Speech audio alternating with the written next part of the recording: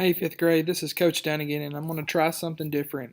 Each week, I'm going to upload the video that goes over the topics we've covered the week before, the few days before, and it'll help you get ready to go over your study guide and ready for the quiz. So this week, the first week, August 20th through the 24th, we're going to talk about inventors and entrepreneurs. The first one I want to talk about is Thomas Edison. Thomas Edison was a famous inventor. He didn't create the light bulb. A lot of people get that wrong, but he did perfect it. In our readings this week, we showed that he had worked and people couldn't get the light bulb to work more than 2 minutes. And he came in and worked and perfected it and worked and worked and worked. And he finally was able to create a light bulb. He also invented the phonograph, which we talked about was like a record player, and the power grid system, which has a lot to do with how we get electricity now. One of his most famous quotes was, "I've not failed, I've just found 10,000 ways that won't work." He made efficient use of electricity that would end up leading to lighting the entire world. And because we can see at night, we have to thank and have Thomas Edison to thank. The next one is George Washington Carver. George Washington Carver was an inventor and professor at Tuskegee Institute in Alabama. What he's going to do is he's going to help to develop techniques that helped with the using up of nutrients after planting cotton and allowed more harvest out of the same land. This has a lot to do with crop rotation.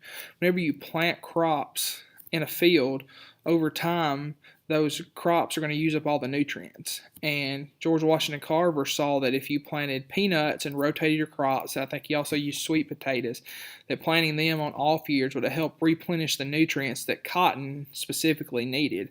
He did work heavily with peanuts and came up with over 100 uses for them. The next person is Alexander Graham Bell. He was an inventor. He created the first working telephone, which revolutionized communication around the world.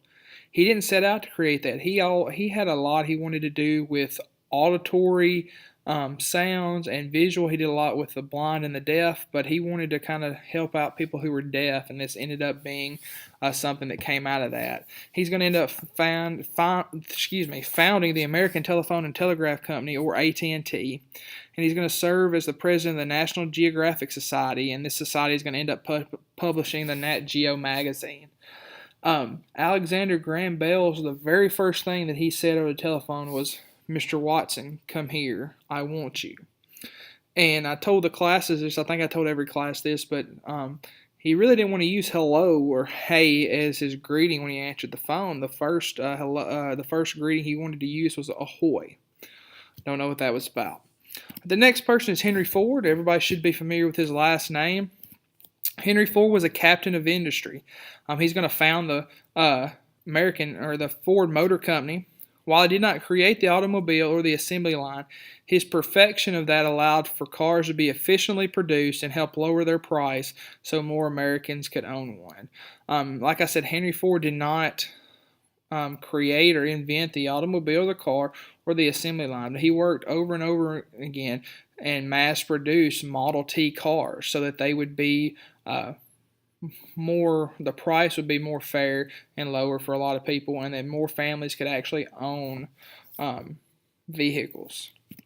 The next is Andrew Carnegie. He is one of the richest men to ever live, especially in America. Carnegie Hall is named after him in New York City. He was a captain of industry.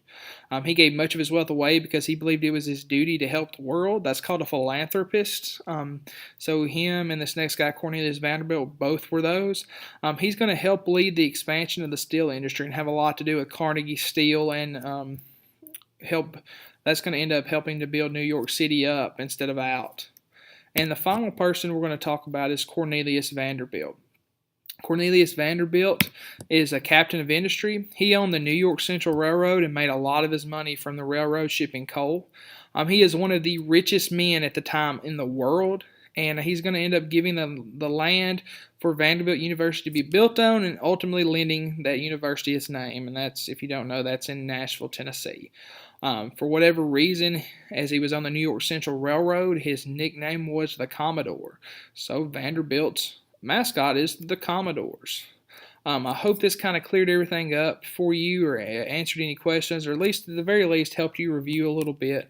I'll try to get better, and each week we'll send out this video. I'm going to try to go back and catch the last 2 weeks here in the next couple days. So don't forget to study. Your quiz on Friday.